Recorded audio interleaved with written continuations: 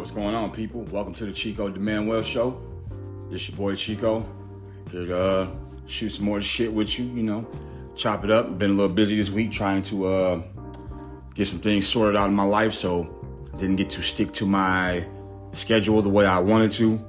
It's kind of hard trying to juggle having a girlfriend and getting a job and hosting all sorts of company and making improvements to my house and shit with my apartment and shit. So, it's a bit of a juggling act, and my ADHD has not reacted well to it. Nevertheless, I'm up for the challenge.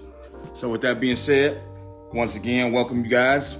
Got some cool shit I would think to talk about today. I've been trying to work on my delivery, work on my outline and my presentation, so I'm a little less verbose, I'm a little less all over the place, and I can organize my thoughts a lot better because I'm a very eloquent individual. There's no reason I should just be rambling all over the place like some type of fucking word craze moron. So with that being said, let's get to it. The appetizer for the day is it's actually pretty embarrassing. So they got this casino in Las Vegas, and it's not like a casino on the strip. It's like they got these casinos that are like, you got like big hotel casinos, and then you got casinos that are just like slot machines.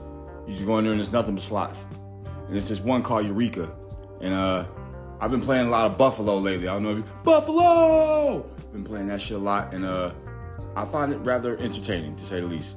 So I had how much I have? I had like $100 on me. I was going to buy some shit to clean my house and get some batteries for my doorbell and whatnot, and some other shit, get a mop. So I got some shit from the Speed Mart, ran next door to the fucking Eureka. I put $25 in. Shit was going good, and it was just all downhill from there. Next thing you know, I'm just riding the wave. Like, it wasn't even about winning or losing. It was about winning, but it was about smacking that bitch out of the park. Like, I wasn't satisfied with a little $7 win. I wasn't satisfied with the $12 win. I wanted to hit that motherfucker for like $50, $60 right now. Or at least just put a dent in the money that I spent in it. So yeah, I spent all the money that I had, and it kind of took me back to like poker days when you just get felted. Somebody suck out on you, call you down with some bullshit, and you just sitting there demoralized and deflated, like what the fuck is going on? Like you thought you knew something, but now you have no idea. It's a harrowing realization, and after that happened, I think I'm not happy to announce that I will be going to slot machine rehab. It's obvious that I have a gambling problem, and it's obvious that when you put buffaloes sliding on reels in front of me, I can't be trusted. I can't trust myself, and you can't trust me. So I'm gonna go to rehab and try to remember what life was like before slot machines existed, And the crazy thing is, I never used to fucking play slots. I'm only playing slots because I've been kind of a brokey for the last couple months. Shit's been hard. So I get a few $5, $10, whatever, just because I'm fucking bored, man. Not just like I'm a hardcore slots motherfucker. I play Texas Hold'em poker and some occasional blackjack and some occasional craps. I don't walk into the casino smashing buttons and hoping I get 3 mermaids to line up and shit. Nah, fuck that. Only slots I do play is video poker, double bonus poker, and Buffalo. If it's not double bonus poker or Buffalo, it doesn't exist to me. Therefore, I think it'd be insightful. I think it'd be good to be around other degenerates like myself who just love the thrill of the unknown, even though most times you're gonna lose your fucking money. But it's just something about that has captured me lately. It's just something about seeing those buffaloes hit the screen and just winning that shit. I never was a slots player. That shit never spoke to me. But I think that just goes to show that you don't know what you don't know. Shit has its way of doing what it does, and it wouldn't be there if it wasn't effective. So I think I'm probably gonna go to slot rehab for how long? What was it? How long did they say? A day? And see if it fucking helps me out, because I feel pretty stupid about this one. I had to call my girlfriend instantly and just tell her hey, I just did something dumb. I just need to get it off my chest. Just squandered some money on this fucking slot machine. And it wasn't so much the squandering of it. It was that when I was putting it in there, I kept telling myself, I'll set this limit. But I know that my fundamental belief, especially with these slot machines, is if I put the money in there, I wasn't fucking afraid to lose it. So what am I trying to cash out with $5 left? What am I trying to save these little couple bucks for? What the fuck am I gonna do? Buy a petunia? What the fuck? I put the money in there. I wasn't afraid to lose it. So it's either gonna win me money or I'm gonna be a loser today. That's my mentality, because like there is no middle ground. You're either here to fucking play and enjoy the ride, or you're here to penny pinch. And what the fuck is penny pinching when you're gambling? You know? So I'm gonna go to slot machine rehab, starting probably after I record this, and I'll come back in a couple days and let you guys know how I went. So that's the appetizer. With that being said, let's get into the meat of this. Let's get into the meat of this thing. Let's get over to our third place topic, man. Follow me.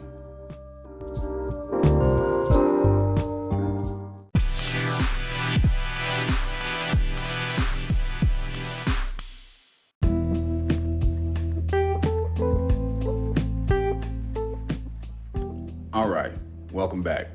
Let's dive in.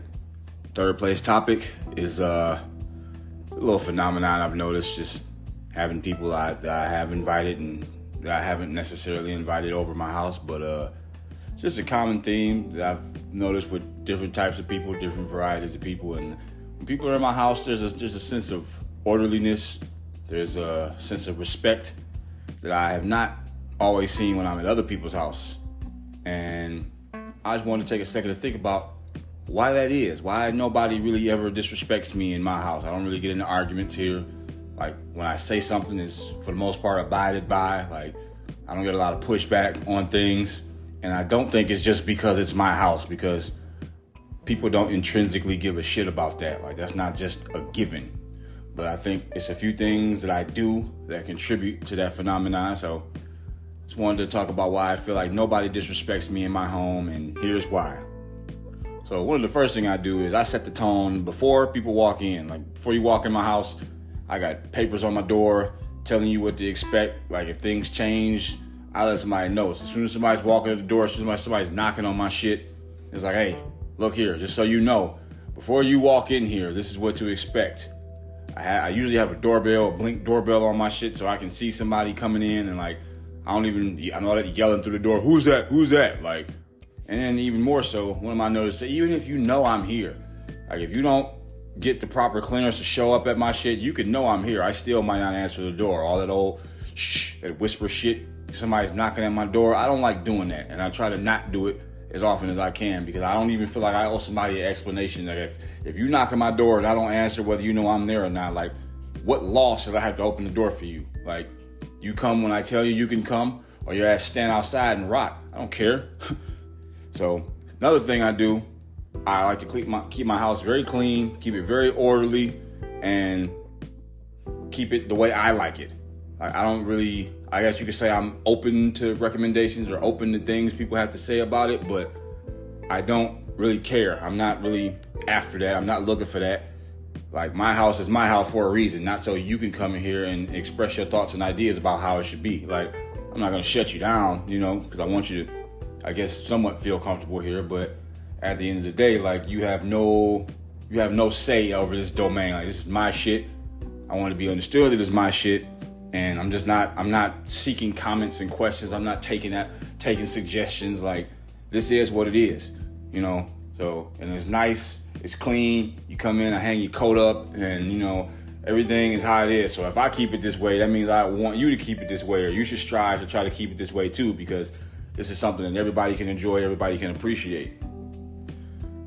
My third thing that I say I do is I try to be accommodating, but I remain superior.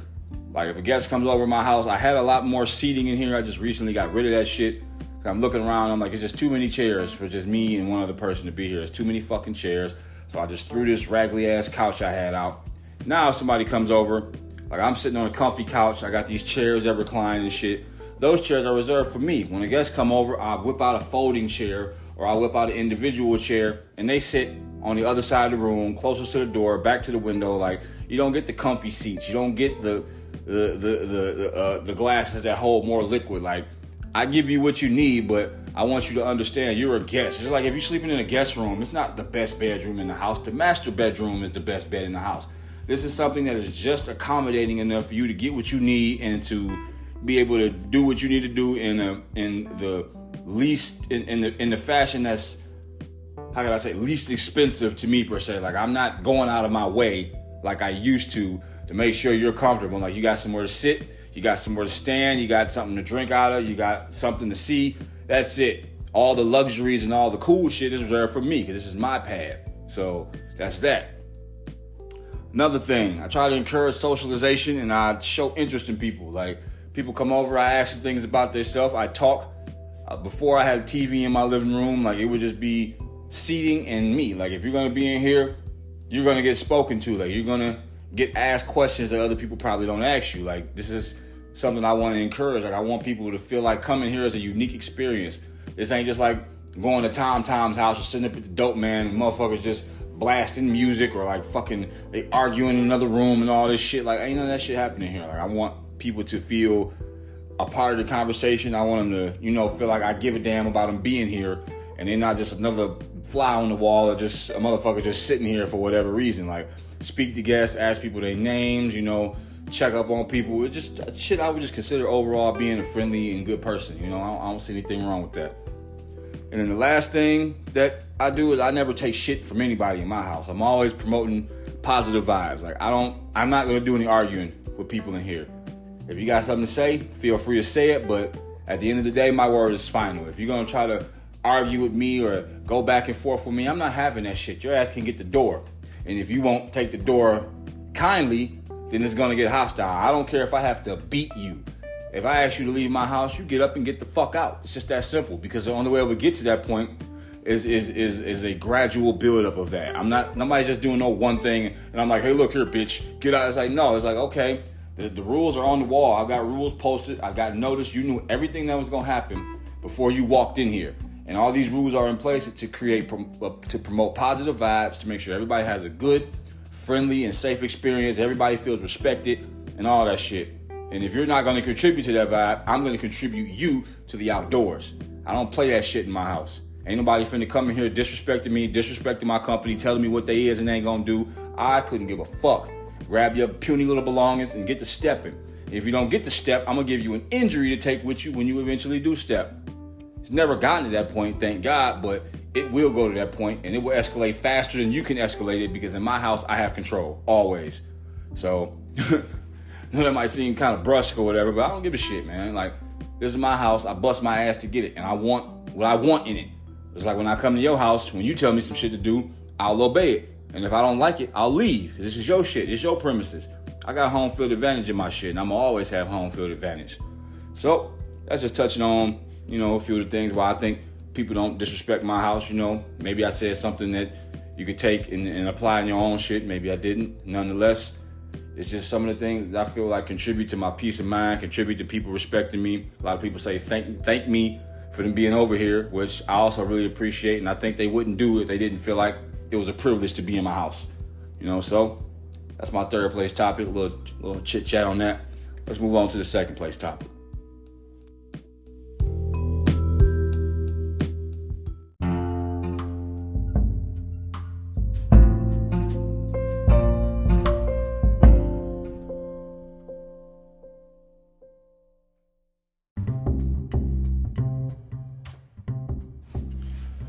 All right.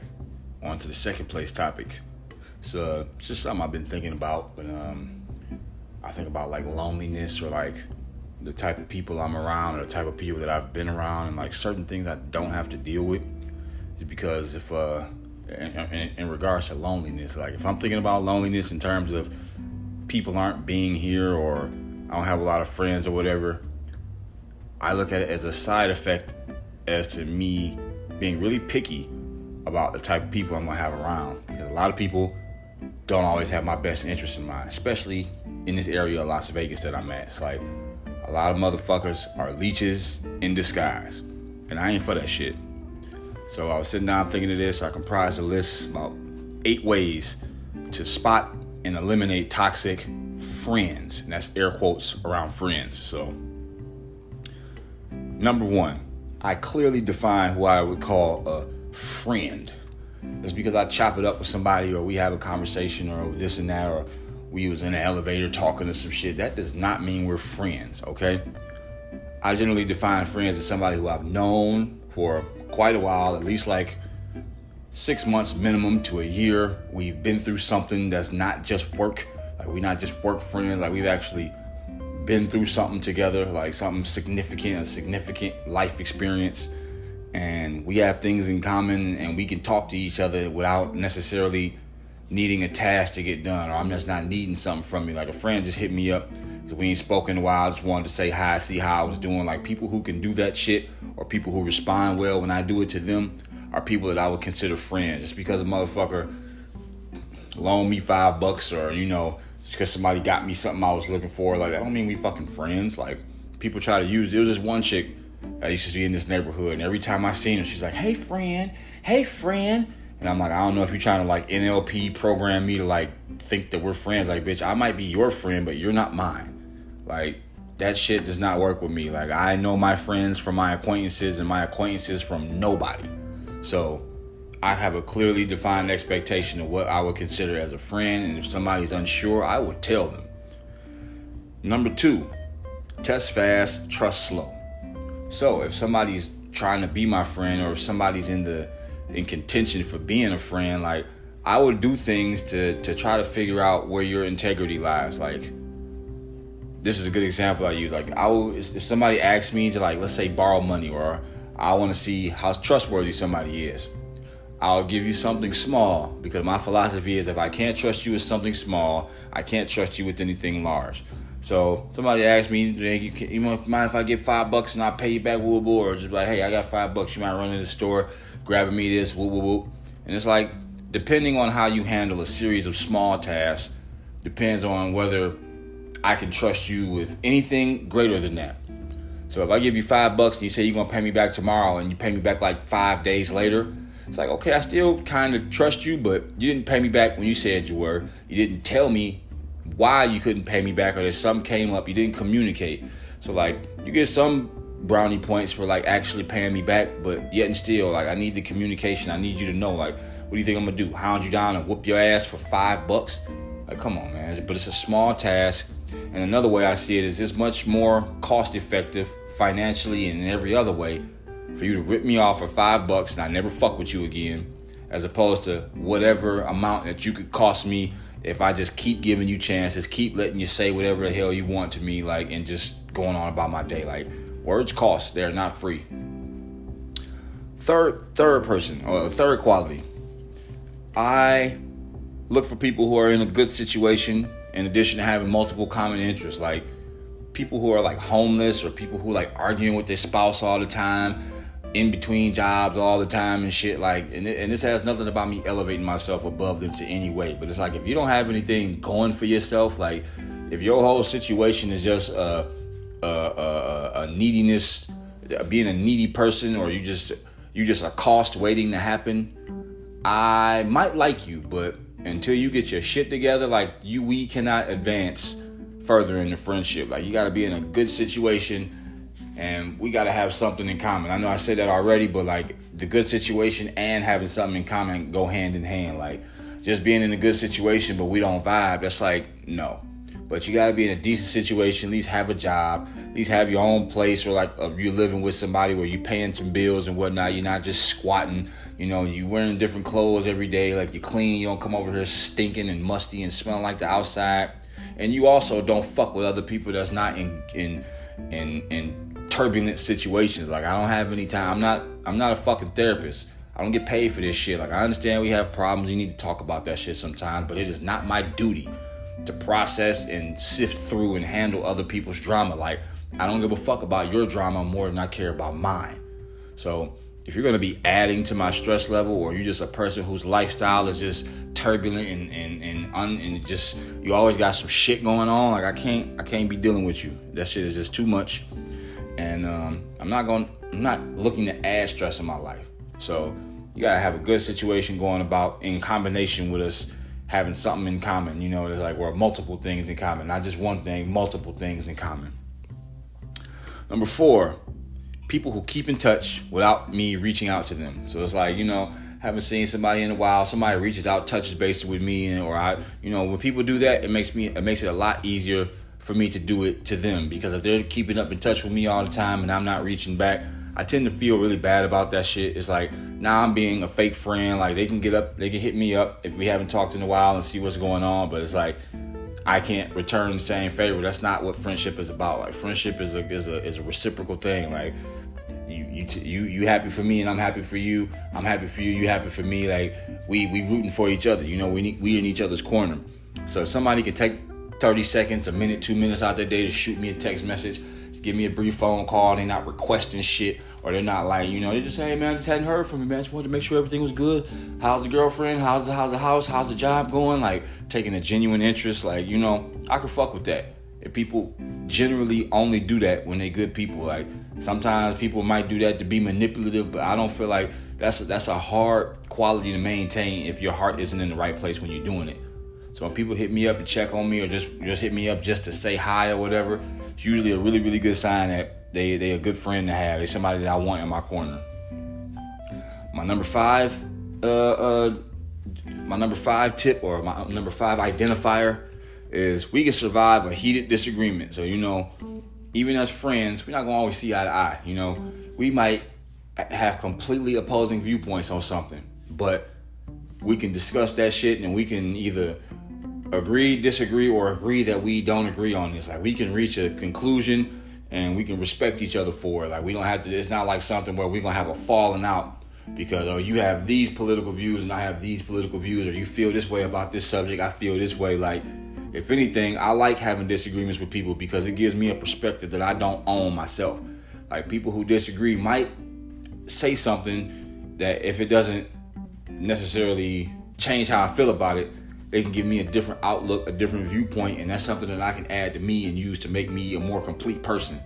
I'm not just looking for everybody to see everything the way I see it, feel the way I feel about everything. Everybody has something to offer in that regard, which is why I'm not just off gun motivated to just shut somebody down when they have a feeling or a viewpoint about something. If anything, I would like you to explain that, one, so you can back it up, and two, so I can kind of get a better idea of where you're coming from, so I can understand you better, you can understand me better, to strengthen our bond as friends and whatnot. I don't see it wise to just shut somebody down like that, because the only thing I'm really like I'm just not tolerant of is that pedophilia, all that type of shit. If somebody was that, it would just be wise to not say that shit to me, because I don't. My stance on that shit is not kind. It's not friendly. Like I want you dead. Like I don't give a fuck about pedophilia. Anything else, I can kind of murder. I can kind of bring myself to understand or get that shit somehow. That shit is just completely unacceptable for me. Like zero tolerance. So as long as it's anything short of that, like I'll never judge you. I can at least try to understand. But if we can't survive a heated disagreement about something, then shit, this friendship was bound to end at some point anyway, you know? That's how I see it. Number 6, I beware of overly bored people. Motherfuckers are just always just hitting you up because they've got nothing going on, or just, could you come through? I'm bored. Or motherfuckers that are afraid of being alone. Like, no. You need to have some hobbies. Like, you need to have some shit to do, whether it be work, whether it be a girlfriend, a boyfriend, whether it be fucking exercise, like all this bored shit. Like, there's really no reason to be perpetually bored. There's a lot of things out here in this world to do, especially in fucking Las Vegas. Even if you're a gambling addict, like, it's something to do. But if you think I am the answer to your boredom, if you think I'm one of those friends who's just gonna come over here and chop it up with you because you don't want to be in the house alone, fucked up. It's not me. You need to have something to do, because I can find something to do. Number 7, people are abundant. I never hesitate to cut folks off. Like, never hesitate. I don't care if we've been friends for 1 year, 2 years, 5 years. Like, there can always come a situation where this is no longer serving my life. Like, something can happen to your life and it changes you. Something can happen to my life and it changes me, and it causes me to have to move forward in such a way to where you don't get to come with me, and vice versa. You got to be understanding that our lives are dynamic. Things happen that we ain't always prepared for, and sometimes the only way to gain more altitude is to lose some weight. I got to throw some shit off of this plane because we can't fly higher because the plane is too fucking heavy. So I got to toss some things off. And generally, I feel like if you're making a cutoff that's only there because you need to benefit yourself, or you need to take your life in a direction that's going to benefit you, a good friend should understand that. If a motherfucker is not really understanding, it's like, you know, like, that you need to make certain cutbacks in order for your life to flourish and prosper in the way that it needs to, then shit, well, it's happening anyway. I'm only telling you because, like, I'm a friend, I respect you, I admire you, but, like, I'm going to do what I got to do for me at whatever cost, even if that cost is you.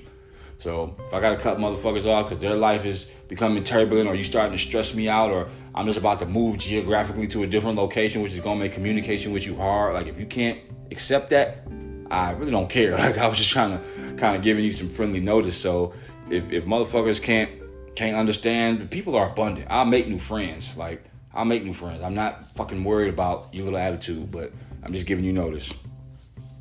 And number 8, final one, is I tentatively heed gossip, and I avoid those who treat people around them harshly.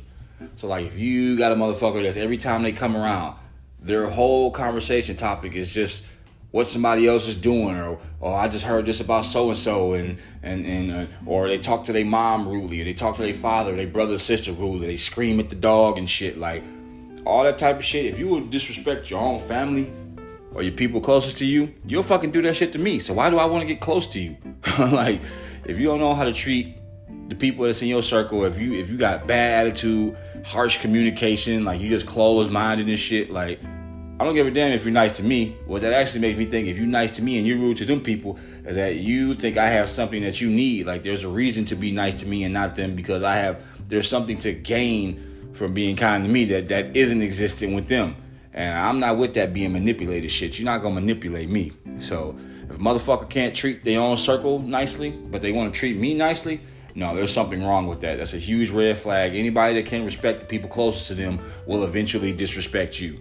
And anybody that's always got some negative shit to say about somebody, what the fuck makes you think they're not doing that about you when you're not around? Like, these people just like bad energy. They like to talk about shit. And they like to build themselves up on the foibles and flaws of other people. And I'm not going to contribute myself to that shit because it's nonsense. There's no reason to do that, man. There's so many ways out here to live a fulfilling and positive life. And you pick this horse shit? Nah, not for me. So to wrap that list up, 8 reasons how you can spot and manipulate toxic motherfuckers that claim to be your friends, but they only serve to drag you down and ruin your quality of life. If you notice these qualities in people, you need to cut them off. You need to let them go, and you need to do that shit swiftly, unless you want to be a part of the ashes when it all burns down. Like, always do what's best for you. Put yourself first, because other people won't. Nobody else is going to do it but you. With that being said, time to move on to the first place topic of the day.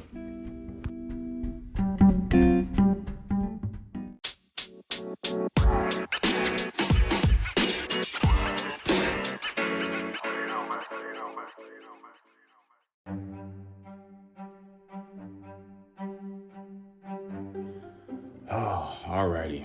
The first place topic. This is not... Oh boy, I hope I don't get extremely wordy about this shit. I can't say that I probably won't offend some people, but I've never given a shit about that. I feel rather strongly about this topic, and I really just want to make sure that I'm accurately communicating my thoughts and I don't become repetitive or start rambling.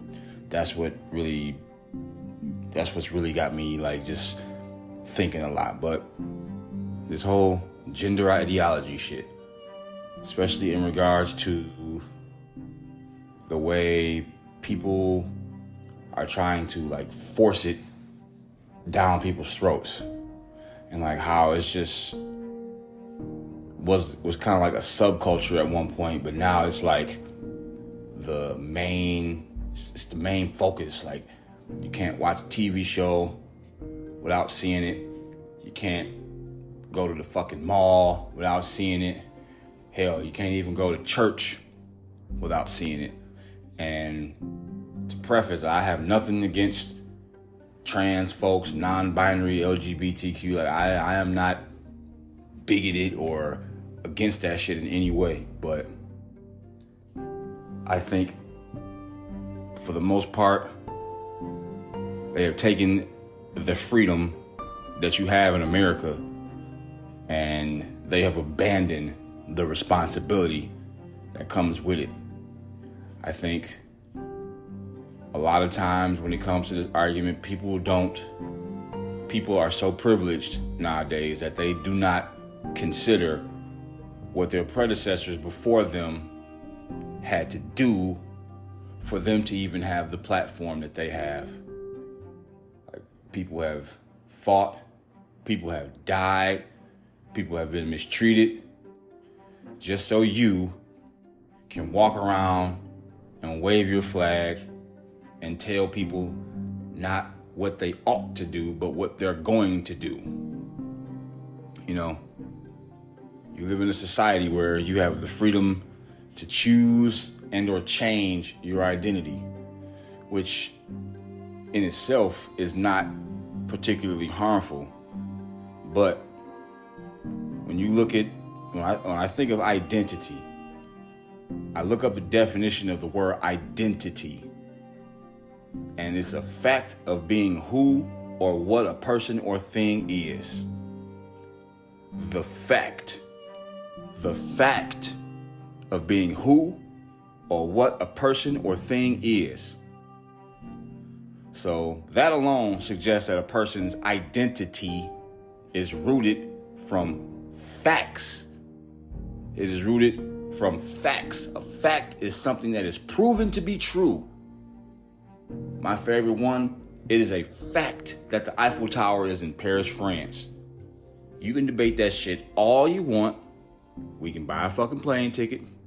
We can go to what's arguably, what is definitively Paris, France. And what will you see? It's the Eiffel Tower, right? That's not something you can argue. If we go to Paris, France, and you see the Eiffel Tower, and you still want to tell me that it's not in Paris, France, I'm going to get back on my plane, leave you there, and never speak to you again because you are incredulous. So, men choosing to be women, women choosing to be men, if that's how you want to live your life, go for it. There's nothing wrong with that. It's manageable to the extent that I don't have to accept it. Like, if that's how you want to be, and I see and know that to be factually untenable, then okay, fine, whatever. Like, you wanting to live your life as whatever gender you want by itself does not bother me. But when you tell me now that, like, I have to see it through your eyes, I have to see you how you say you are, say that you are, that's absurd. It's invasive, and it just doesn't. You can't get upset with somebody because they wish to align with objective reality. Objective reality is not subjective reality. Objective reality is the truth as it is, not the truth as you see it. Like, water is a liquid. That's an objective truth. I mean, you can freeze it and make it a solid, but that doesn't mean water isn't a liquid. Like, water is a liquid. That's an objective statement. Doesn't matter what you do, nothing's going to change that. You jump into a lake, you get wet. Water is a liquid. But if you tell me as a trans woman that you are not a man, you are a woman, there's a couple ways I can react to that. I could just say, okay, and go about my day, and just knowing that you're not, but you said you are, I'm not going to argue that shit. Or I can disagree and say, no, you're not. No, they're not. And like, if you're going to like try to like smear me or punish me in any way for sticking to the truth, it's a problem. It's a huge problem. I personally think the biggest problem with this whole gender ideology shit is that it abandons necessary criteria for the fact that the identity must come from something that's factual, something that's true. Identity does not originate from opinions. Like, your opinion of yourself is not the end all be all in the conversation of what you are or who you are. Like, if I put on a lab coat, Does that mean I'm now a molecular scientist? Like, it needs to be factually true on a universal scale, like a fact that everybody accepts, like whether they have a belief or not. Like, people say God exists, but it's not a fact, even though a lot of people believe it. A lot of people believe it. There are some that don't. If it was a fact, atheists wouldn't exist. You could not be atheist because somebody could definitively prove to you the existence of God. However, that's not the case. Barking doesn't make you a dog just as much as putting on a lab coat makes you a scientist. If your identity isn't rooted in objective truth, then you have to accept the fact that people are going to disagree with you. And if they could accept that everyone isn't going to accept it, it probably wouldn't be such an issue. There needs to be a basic necessity that this whole thing is governed by. Like, if you want to call yourself a trans woman, the door should not be open for just anyone to just step in and just say, I'm a trans woman. Like, to say trans women are women, if trans women are women, why do you need to put the trans in front of it? If trans women are women, then you're a woman. The fact that you need to put another adjective before it to specify what you are kind of defeats your point before you even make it. What's even worse is, in some areas, if you refuse to acknowledge people as such, you can face a civil or criminal penalty. You're giving them an inch and they've taken miles. If this is going to be something that we acknowledge and respect as society, there needs to be a criteria that has to be met. Just like if I say I'm a professional athlete, I'm a professional football player, but I don't play or haven't played in the NFL, then what do I have to back that up? And this isn't even a new take. Like, this is out there. People know this. But the fact that it's gotten such traction, the fact that it is what it is, it's just crazy. Like, where are we at in society? Like, I'm all about people being themselves. I'm all about people having the freedom to express themselves in a way that, doesn't infringe on the rights of others. However, anytime you have some freedom, there must be responsibility. There is a boundary on any type of freedom, no matter what it is. There are boundaries. For example, in America, you have the freedom to own a gun. In some places, you have the freedom to openly carry that gun. However, in order to express that freedom, there are some additional rules and standards that you must agree to be bound by. Because the freedom to own a gun also gives you the freedom to injure people, shoot people, take lives. And we all agree that that's a lot of freedom to have. To just give the random person, sure, you can own a gun. We've already got people running up in schools, shooting students, shooting teachers, shooting security guards. You got police shooting people before they've even been arrested. Like, that's a big fucking responsibility. Some places require you to give background checks. Felons are not supposed to own guns. If somebody takes your gun and commits a crime using your weapon, you're responsible for that. You can't have the freedom of having guns without also having the responsibility that comes with it. So if you're going to have the freedom to identify yourself as something, you need to accept the responsibilities that come with it. You can't get mad at somebody else for aligning with the objective truth and not calling you what you want to be called because of an objective truth. In addition to that, I feel like a good number of people don't actually, like in their heart, they know that they are fraudulent. You don't actually see yourself as this way. You don't actually live your life this way. You don't. A good number of these trans people, when you audit them on their lifestyle, if you were to audit them, they would boil down to men in wigs. Even walking around Las Vegas, some of these people that are calling themselves trans people, trans women, boil down to cross-dressers. Because when I look at you, femininity is not what comes to mind. You don't sound like a man. You don't sound like a woman. You don't look like a woman. You don't act like a woman.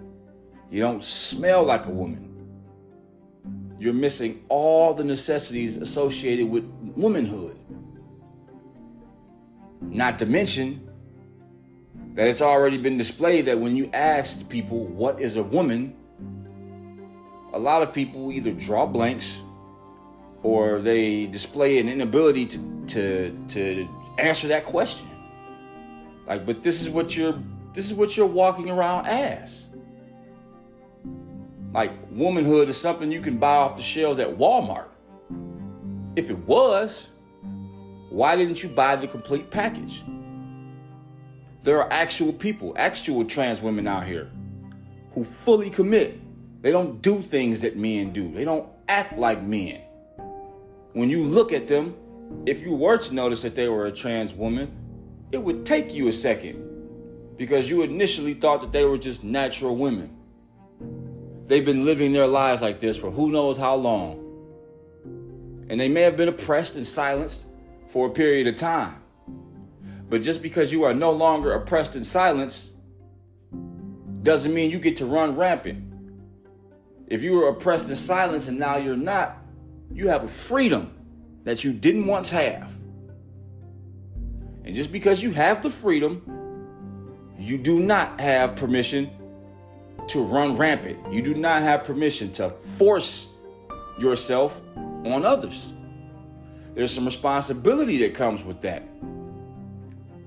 And I believe there are a lot of people who are taking advantage of that freedom because it's something that's cool and trendy and empowering about this whole movement. And I think it's reprehensible and abhorrent on several levels to know deep down inside that you're full of shit and you're taking advantage of a group of people who have been oppressed and silenced. And you're using that falsely to rub it in other people's faces or to elevate yourself to a position that you don't rightfully have. You're not a trans woman. You're not a trans man.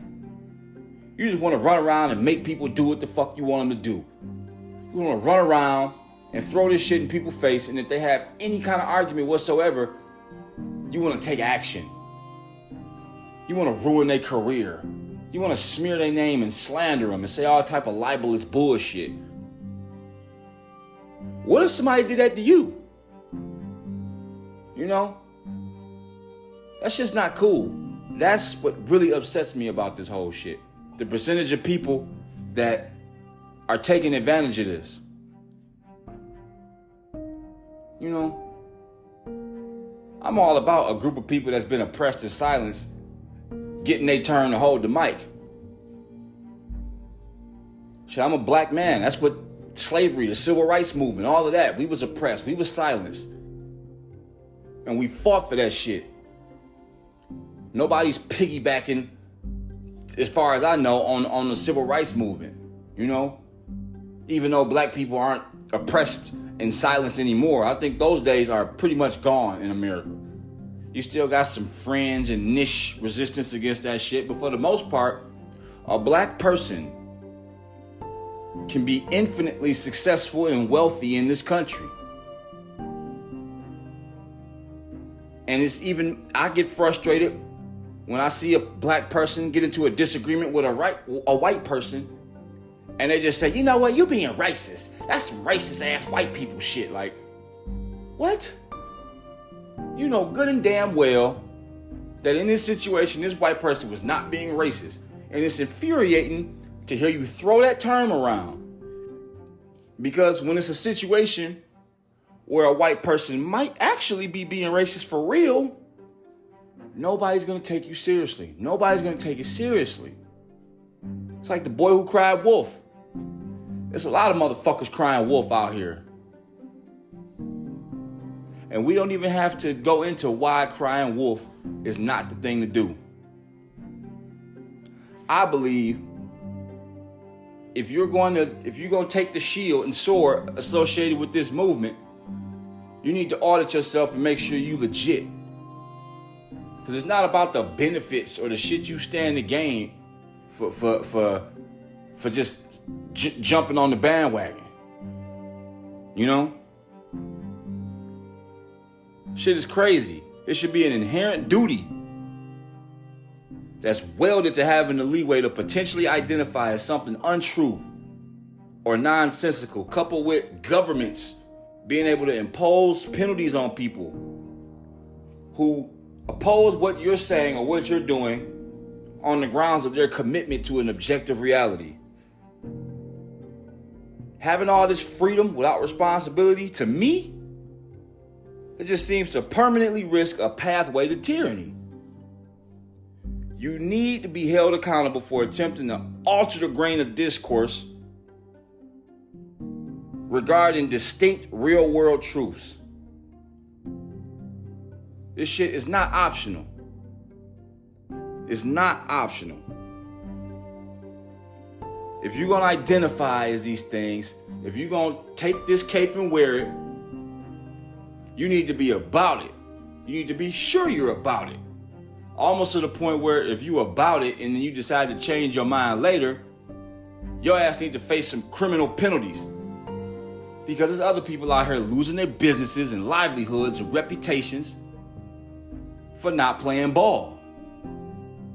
But if you not gonna play ball and you make me play ball and it turns out you fraudulent, you should have to be accountable for that shit.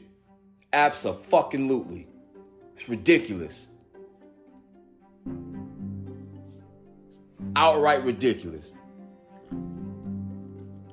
People out here really suffering and living their lives. They didn't do all that shit just so you could hop on the trend bandwagon and then come to find out whatever is the next big thing, that's what you own now. You know?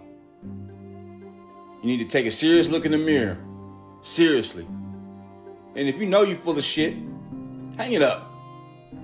Hang it up.